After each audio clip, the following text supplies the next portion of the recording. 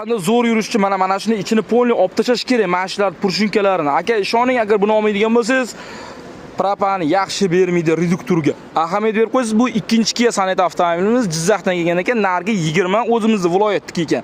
Dachi shuncha kazalikda ichida bizni ishimizni ko'rib ma'qullab kelgan ekan, akaga respekt. Xo'p, bu avtomobilimizga ahamiyat berib qo'yasiz, taglarini polnistda teshiklangan, ya'ni germetika qilib, termotrubka Belarus balon bilan ideal qilib propan uстановка qilib berdik. Bu ikkinchi Kia Sonet avtomobilimiz. Aka, ishoning, Kia Sonetingiz bo'lsa, bemalol o'zimizga olib keling, har bir jihozni ko'rsatib, ideal qilib, uстановкасini to'g'ri qilib beramiz. Mana shuni ichini olib tashlash kerak va mana bu so'ruvchi joyini oxir balonga tekkizish kerak. O'sha holatda oxirigacha propanni so'radi, o'sha hisobiga kilometraj berish ham zo'r bo'ladi. Aka, mana bu ishga qarang, aka. Lattali izolyatorlar zavod deyapman-ku. Mana qarang, montajlari ham ortiqcha simlar yo'q, lashush yo'q. Yubiley uстановка xohlasangiz, mana shunaqa ideal qilib beramiz. Spesial Kia Sonet o'zi uchun moslashtirgan 8 ta injektorga moslashtirgan miyalardan qo'yamiz. Akalar, bilinglar. Arzonchisi bor, bundan ancha arzonga chiqadi, lekin ishingiz bitmaydi aka u bilan.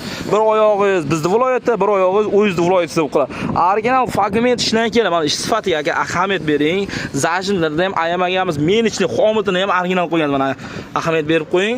Hozirgi kunga 1 yil garantiyli bo'lgan milliy brend o'zimizning reduktordan qo'yganmiz. Ahamiyat berib qo'yasiz.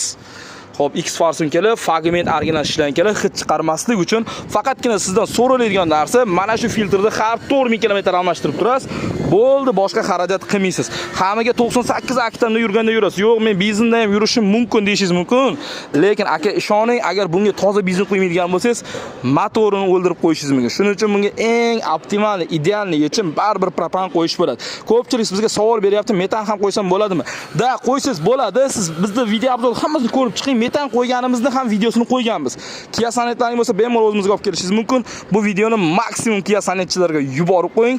Eng kamida bu avtomobillarga nima ishlar qilish kerak, shuni bizning profilda bilib o'tishingiz mumkin. Pastda raqam qoldiramiz. Lokatsiya va ma'lumot uchun obuna bo'ling. 24 ga 7.